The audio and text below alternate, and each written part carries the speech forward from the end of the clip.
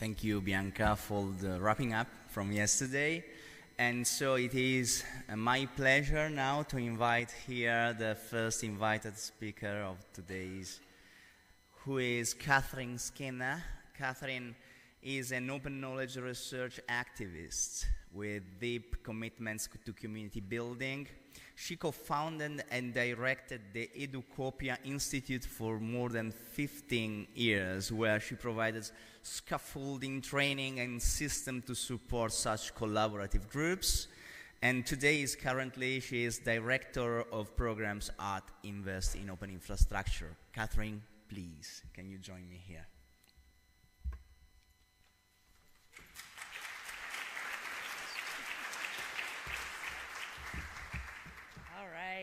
Thank you all so much for the welcome, and especially Silvio for both the welcome and the invitation, and the committee who put this together as well. So I am more than a little bit humbled to be here and charged with opening today's session. It's a really, really hard moment to speak into. And it's a hard moment both as an American to speak into it, and it's also just a hard moment. It's a hard moment to live in. So look at what we're dealing with. We've got authoritarian regimes on the rise, including certainly in the United States. Water levels are on the rise. We've got temperatures on the rise. These are not things that we want to have on the rise. We also have research and education and preservation of knowledge under attack. And those two things are not separate. Those two things are very much related. So cue up the dark music and the sci-fi scenarios, because we've read these books, we've seen these movies, we know this is not going to end well for us. Navigating the now is really painful. And rapid fire change, I think, is a defining characteristic of our times. And in a world that's become so networked and so connected, the effects of change that happen in one location have immediate ramifications for so many other locations in the world. So in this moment where we have open science and other types of research budgets really being compromised everywhere from the Netherlands to France to Hungary to Argentina. You know, it's certainly not an American phenomenon, though I am very aware of our piece of this puzzle right now. These budgets are being compromised and diluted.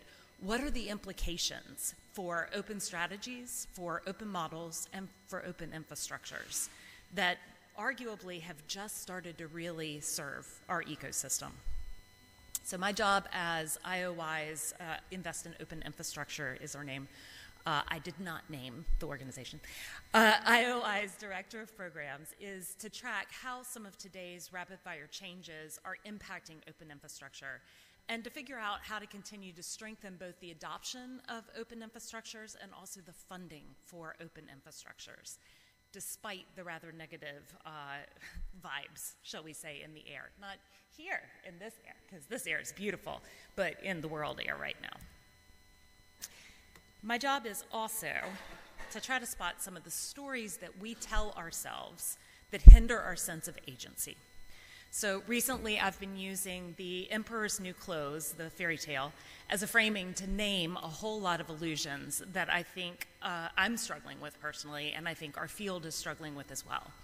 And so in case you've forgotten the story or somehow have never been introduced to The Emperor's New Clothes, there's an emperor. And he dreams of wearing the very finest robes in the whole world. And he hires this team of tailors, and they promise that they're going to spin him robes of unparalleled beauty. It's going to be gorgeous. He's very excited. But what's even better is that they're going to reveal who is wise and who is not, because those who are not wise will not be able to see the cloth. Emperor's so delighted. He thinks he's going to be able to separate the good from the bad in his kingdom and in his folks that are serving him. And so he pays those tailors handsomely to begin their work. And then these charlatan tailors start doing their work. They're pretending, and they're weaving invisibly in the air. And along the way, a couple of really important things happen, including that emperor has a moment where he is exposed to the cloth and can't see it. And in his shame, rather than admitting that, he pretends that he can see the robes, or the budding robes. And then his advisors come in and are welcomed to look at the robes as well. And they too are horrified to realize they can't see it. And in their shame, they also pretend, okay, yes, this is beautiful. These are gorgeous robes. They praise the elegance and the beauty of those robes. And time passes, and finally those robes are finished. Tailors are paid handsomely, and the emperor dons his new clothes and takes a walk around the kingdom to show off. And at that point, it's a child's humility that finally reveals to everyone, including the emperor, that there are no clothes. I love the Arthur Rackham image of this. So illusion is shattered, right? And hopefully there's some lesson learned. And that lesson isn't just for the emperor, it's also for all the rest of the characters, and maybe also for us, and as readers of the story, and as people trying to live in the world. For the past couple of years, I've been mulling over this story and really trying to use it as a prompt to notice and to write down those things that I see that act as illusions within our field. And I try to question, is it an illusion or is it real? And if it is an illusion, how is it functioning? And why is it functioning? What role is it playing for us? And moreover, how do we dispel the illusion? It's become a relatively long list, and I'm certainly not going to go through all of this today. We're just going to focus on one. Back in November of 2024, Hadi Trust invited me to do a keynote, and that was where this series kind of started. I did the first one there. That's a recorded talk. If this is of interest to you, go and watch at your leisure. Today, we're going to look at survival equals success. So I'm going to posit that we applaud survival at all costs in research and academia.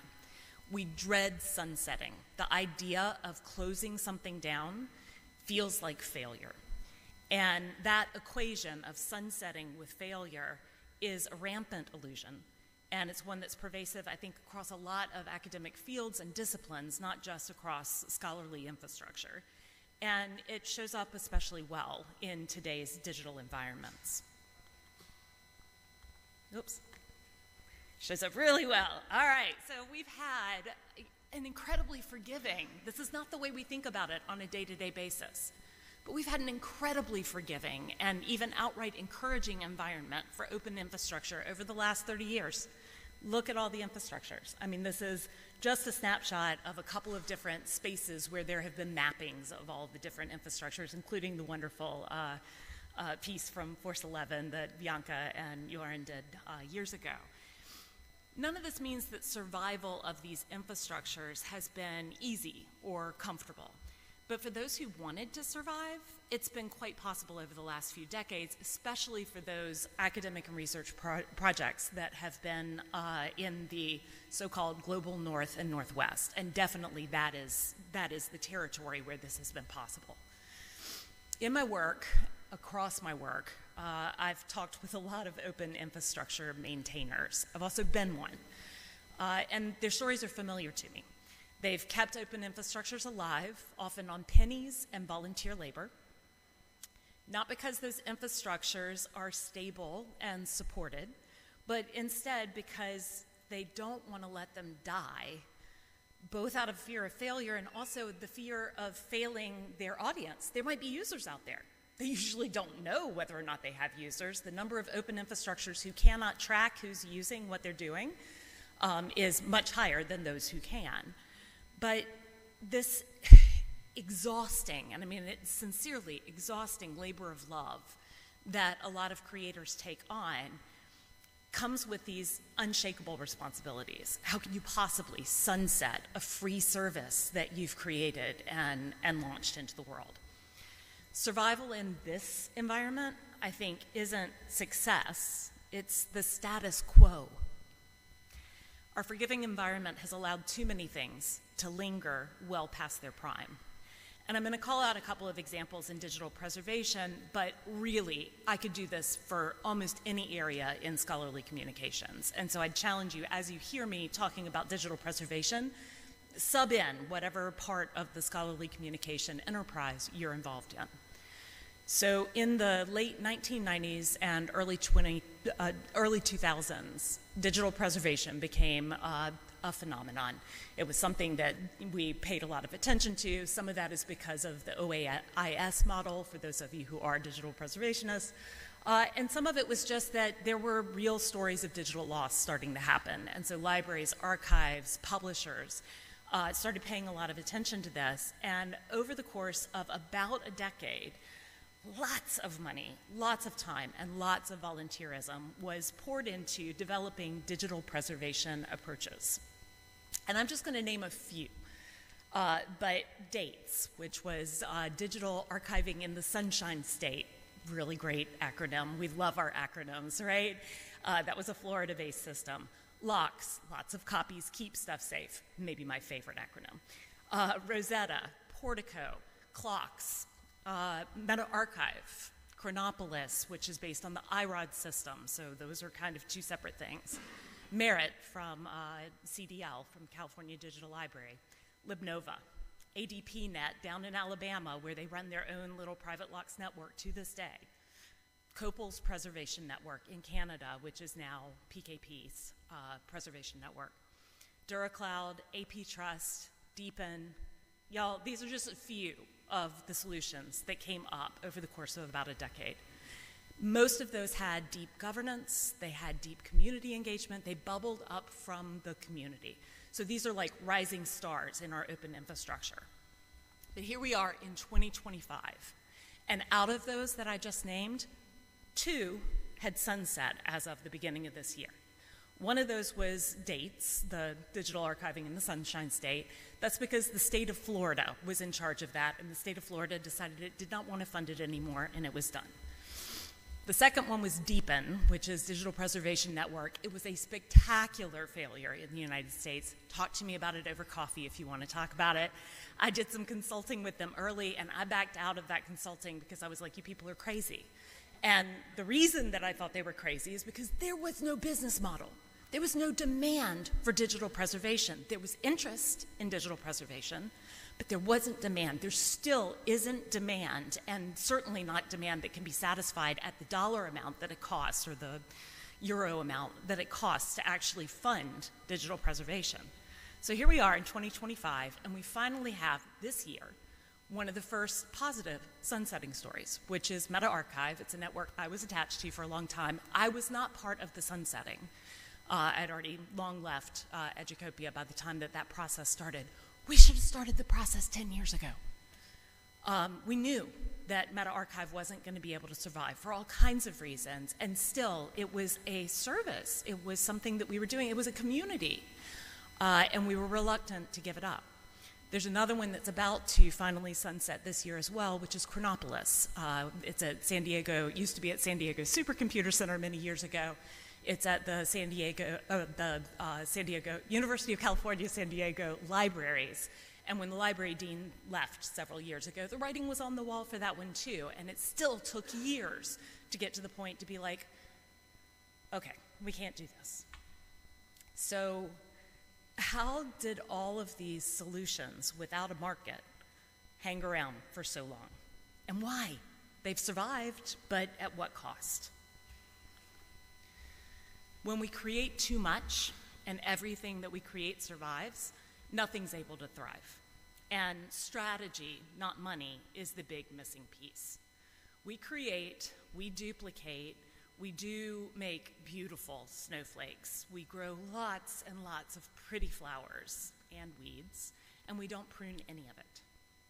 What we've rewarded and encouraged and incentivized with funding and attention, again, largely in the global north, is building.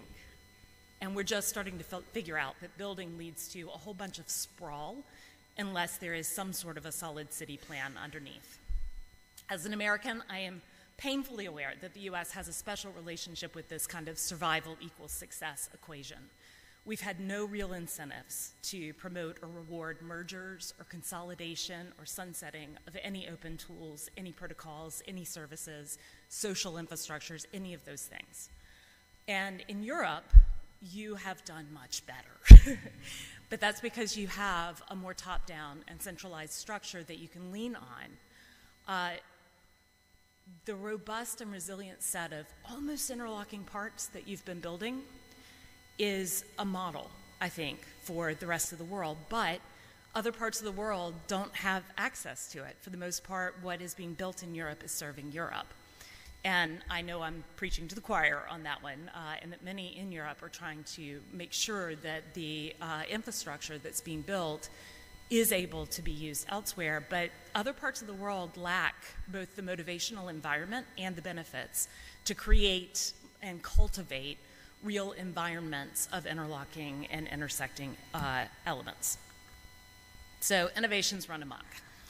And again, I think that that really boils down to incentives. So where resources have been available, people have created new things instead of funding improvements and scaled implementations of existing things. And I'm going to turn to some of the research that we've been doing at Invest in Open Infrastructure to substantiate that claim. So our State of Open Infrastructure 2025 report just released last week, and it released along with a number of dashboards that you can explore at your leisure. Please don't do it right now, but you can do it later. And the report is a snapshot in time that we use to record some of the trends that we at IOI have been tracking, including characteristics and funding and governance and adoption and policy that impacts open infrastructure. Several sections of this year's report focus directly on a bounded set of open infrastructures that's based on what you see on the right, which is another tool that IOI has created and been supporting that's called InfraFinder. And this tool is a major part of the work that we do at IOI. It provides, in essence, an authoritative source of information. Everything in it is verified by us, and most of it is provided to us directly by the open infrastructures that are participating.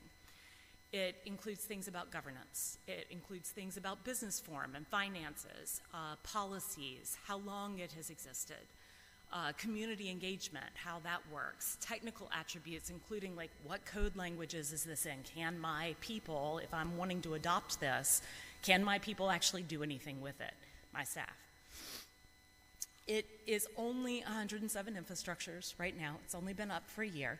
And these infrastructures have come in by their own volition. If any of you are running open infrastructures that are not currently represented in InfraFinder, please use the expression of interest form and let us know.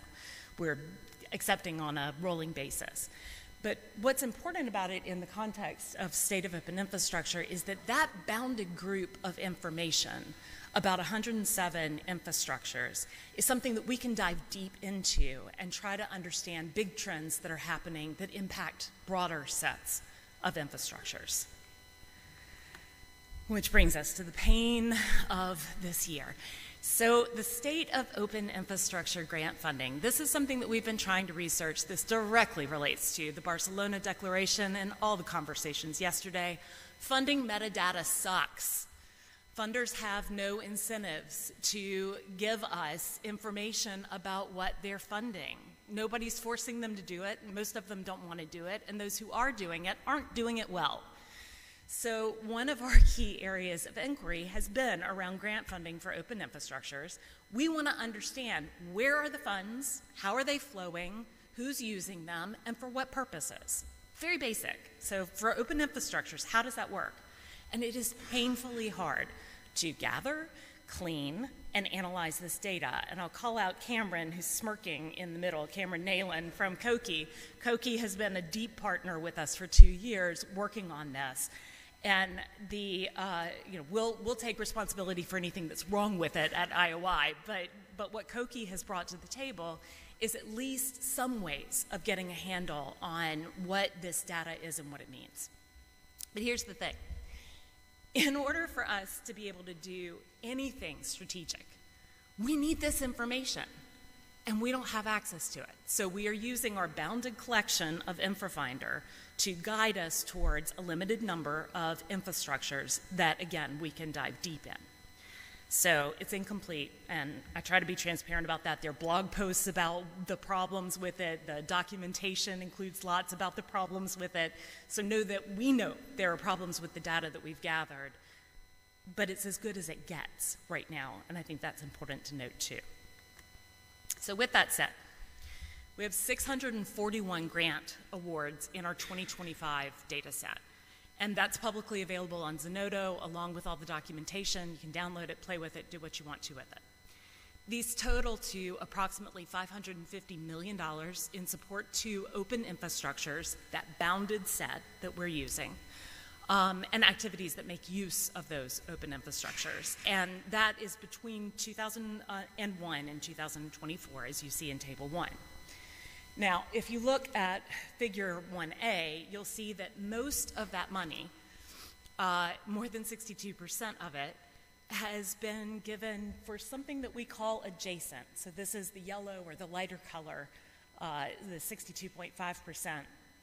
What we mean by adjacent is that money is given not to the infrastructures themselves, in a direct way, but instead it's given to projects that support the use of those infrastructures in some way. So an example of this would be like archive. Maybe NASA and NSF gave them money. This is true. They also stopped giving them that money, which is the beautiful thing about America right now. But archive has these grants on the books that look like they're supporting archive itself. In reality, what they're supporting is professors and graduate students doing work on the corpus of archive, doing LLMs and other major, very important research, but it's not actually money funding the operations of archive. So again, that adjacent part is the big part. Then you got the blue. That's the direct funding. That's what's actually going to archive or name your infrastructure. Figure 1B builds on that, and we've got 64.8% of what's going into just the direct. Okay, so this is just that 35%, and now we're at 2/3 of that. What that's going to is innovation, research and development, new stuff. It's not funding perpetuation or technical debt or operational funding for these infrastructures. This is why SciPost is going, hello, nobody's funding us. This is why so many of our infrastructures are starving, because grants are a big part of the equation that supports them and that have allowed them to be there, and we are not using our grant money well, in part because we can't even see how much grant money is flowing or where it's flowing. That brings us to strategy. So I think we need to shift our funding and attention from innovation to production and reinforce a common set of social and technical infrastructures. And in order to do that, we need to sunset, we need to merge, and we need to consolidate things. And nobody wants to be the one that is merged, consolidated, or sunset, but we're gonna have to get comfortable with it, and we're gonna have to incentivize it. So that brings this talk full circle. The title of the talk was Rapid Fire Change and Community Action. We've got rapid fire change right now, and I haven't spent this talk talking about how bad things are in the US and how big the ripple effects are on the rest of the world. I presume most of you already know that. Like those of you who have good funding right now for your research infrastructures, that's great. I hope it stays that way, but your defense budgets are gonna need to grow, and guess where they're gonna grab from? So, already Netherlands and France had seen dips in Europe. It's not something that isn't already hitting Europe. And now with this massive shift in the United States, we really are seeing a huge change about to come. We have to make hard choices, and we have to make them quickly. We need to be operating within established financial margins, and the investments can't primarily come from grants. And that requires understanding different ways that the money flows in the system and how much we actually have to work with. And in this presentation, what I've tried to do is show just a little bit of that from State of Open Infrastructure and some of the research we're doing. There are other really awesome projects going on right now. Open Cost, SOSI, which is Maxence and others working on a fantastic project to try to make clear what investments institutions are making towards membership payments and other things along those lines. And then a lot of our work at IOI is also trying to delve into how much heavy lifting a few institutions do on behalf of the whole. So we'll come back to Archive for just a moment, ARXIV, if anybody missed what I was meaning. Archive has been supported by Cornell for years, and everybody just assumes that it's gonna stay. And now Cornell is in a moment of intense change. How many people here know that it actually doesn't sit at Cornell anymore? Handful. It's at Cornell Tech. They're connected, but already it's been ousted from the library, moved to the computer science department, and then moved over to New York City to Cornell Tech, where it's under great stewardship. Greg is fantastic, the dean that is in control of it. But Cornell is footing the bill for an enormous amount of overhead and work and administrative infrastructure, et cetera. So you've got these institutions. Simon Fraser running PKP is another good example. You've got certain institutions that are also ponying up a lot of resources that are holding just barely. They're not really providing huge amounts, but they're providing enough to just barely hold these things up. So, rapid fire. A couple of recommendations. First, we got to name duplication and overcrowding as a big problem in our space, and we've been very reluctant to do that. Europe has been much better than the rest of the world at doing this. We need to follow your lead, and we need you to double down. We need to incentivize collective action, and we need to do that, I think, in cohorts. So I want to propose very quickly a potential way of looking at this that we're trying to explore at IOI right now, which is you've got these typical grant cycles, and again, focusing on grants right now because that's where my mind is. You start with a planning grant. You land that planning grant. It's great. You're so excited. It's not a lot of money, but it lets you pilot. You get to see if your idea works. And then if your idea works, oh goodness, you might get the production grant. That's the next level. And you get more money, and you get more resources, and you build. And then you get the sustainability grant, which comes way too late in the cycle and is not about sustainability. It's about maybe trying to figure out the fiscal model that could support it for the next 2 years. It's not sustainability, y'all. What if there was a fourth category that brought together cohorts of similar infrastructures and said, all right, y'all were all successful. Great. Merge. Consolidate. Sunset. And actually rewarded that and incentivized that instead of just waiting for things to fall apart. And finally, treat the moment like the emergency that it is.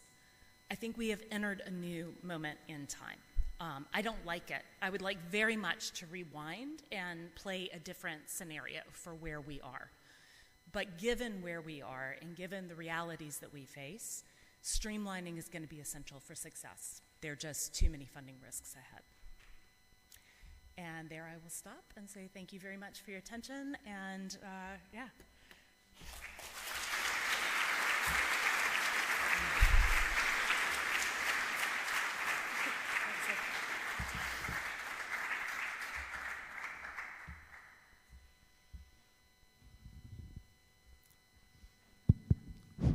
Okay, time for questions from the audience.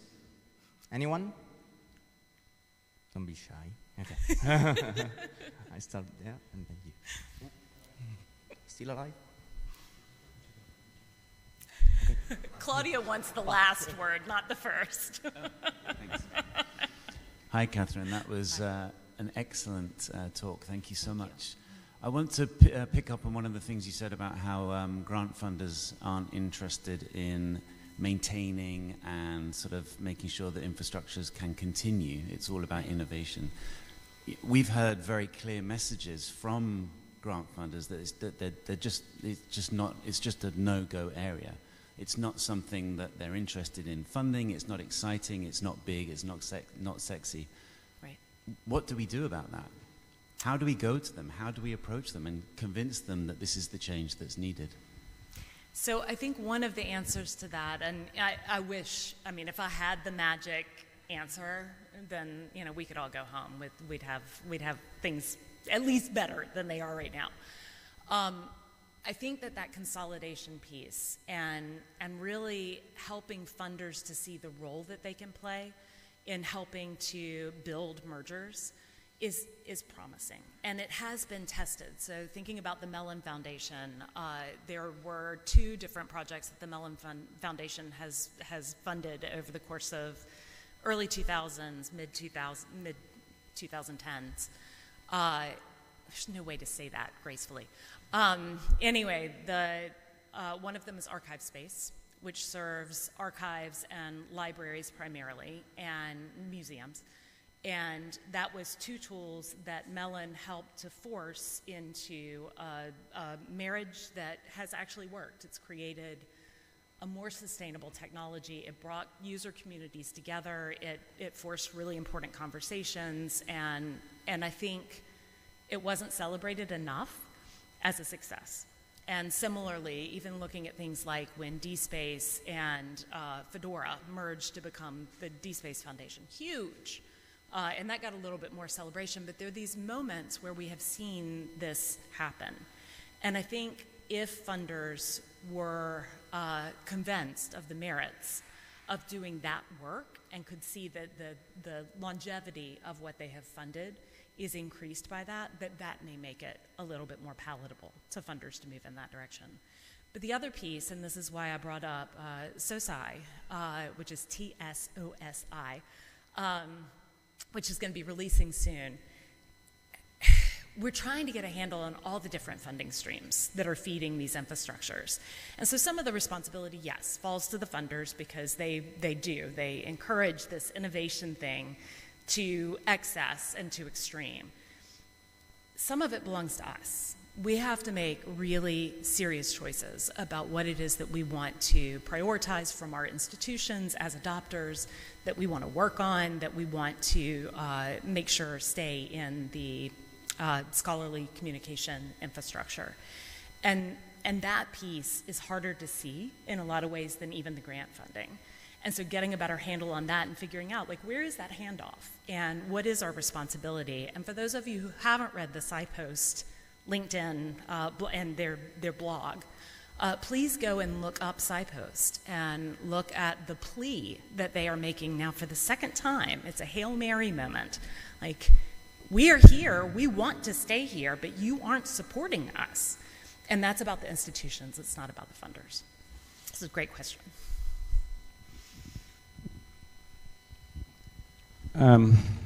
Having spent a lot of time thinking about some of the same issues, I will try to avoid putting in my own opinions.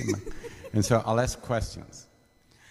One is, why would anyone outside US ever trust a US-based project in a world where any organization that is politically undesirable can be boycotted and cut off, having become dependent on US infrastructure? It's what's happening at the Criminal Court of Justice. Yep. An International Court of Justice is a perfect example of that. Yep. So why would the US be part of any of these conversations from around the world? Second question, why do we think that we should think of funding from foundations and other nonprofits? A, when they're under pressure in many parts of the world, and B, when universities are spending money to buy data and infrastructure from private suppliers. Why should we not have a much more concerted effort to go after some of that money and make the system self-sustaining, particularly because they don't need to have the same return on invested capital that a private infrastructure requires. And the third one, why think of mergers? Give me 3. Yeah, I'll keep it to 3. And the third one is, why think of mergers, which take a long time, get into lots of debates about which system is better between my system and your system, and I want to sit on the board, and you want to sit on the board, and we don't have enough seats on the board, or we have huge boards, etc. Why isn't it much simpler to start anew and do what PLOS is doing and say, we're going to do it, we're going to find the money, and forget about legacy. We may acquire or use some legacy systems, but we reserve the right to run it as we like. What's wrong with that model? Three brilliant questions. All right, so the first one, why trust U.S. infrastructure? Because it's embedded in everything you're doing. Sorry, you already did trust U.S. infrastructure. I did too. I don't trust it anymore, but I'm addicted to it. I use Google for my email. I use all kinds of little bits and pieces of different open source software. DSpace, look at the worldwide phenomenon that is DSpace in terms of repository infrastructures. Whether we like it or not, the US has created things that we've built on and that we can't just eradicate overnight. Secondly, the US is atrocious right now in its, from my perspective, in its policies, in what's happening, et cetera. It's not alone. Good luck.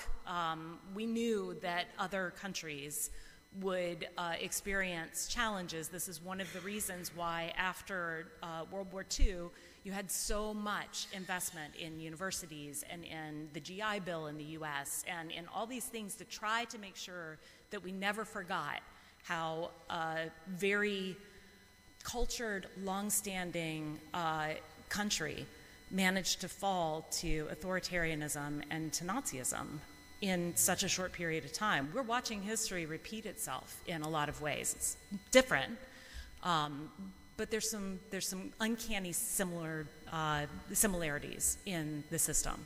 So the U.S. is not going to be alone in this. We already see authoritarian activities happening in many other parts of the world, many of which predated what's happening in the U.S. right now. And so trust or not trust, the real question is how do you know who to trust and what to trust? And the best thing that I can say on that is we need diversity. And so I was an old Locke's person. I was lots of copies keep stuff safe. I still believe in David Rosenthal's Byzantine model computer science. It works. If you've got 7 copies in distinct locations under different management, you got a better chance of survival. And so figuring out how do we distribute without breaking the bank, but how do we distribute the things that we care the most about so that they are not so easy to topple is really important. On your, let me see if I can remember, and do I even have time? Should we take the rest of it over break? I don't want to keep us. We have time for the very last question, So 2 and 3, we will talk, and anybody else who wants to hear, come find us at the coffee break. So I think you were speaking to this a little bit in your last comment, but I'm struggling a little bit to reconcile the 2 strains in the presentation around the rise of authoritarianism and centralization as the solution to this, because when I think about the work that we do and what we're seeing in the U.S. context right now, it's actually redundancy of infrastructure that is allowing things to survive. So in a centralized model, it becomes a single point of failure to be consumed by whatever authoritarian regime. And yes, the U.S. is in a worse place than Europe right now, but say we move everything U.S. into European infrastructure in Switzerland, in Germany, and somewhere, and those infrastructures then become vulnerable to the same forces. So I guess is it more like shared standards across disparate infrastructures that create that redundancy, or is it, I guess that's what I'm trying to understand. It's open infrastructure. So centralization is not what I'm vying for. I'm not saying let's choose 2 or 3 winners and let them control the whole pot. Please don't walk away from here thinking that that's what I'm saying.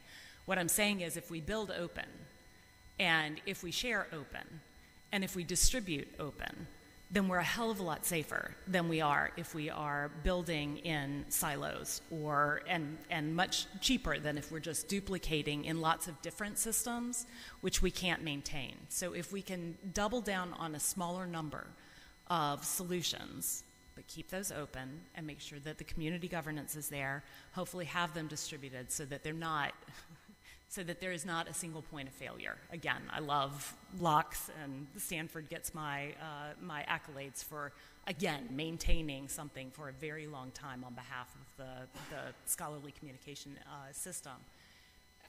We need the copies, we need the distribution, we also need the openness. And I think if we can focus on those things and consolidate to fewer solutions, that will have a more resilient system. I won't use the word sustainable, dirty word for me.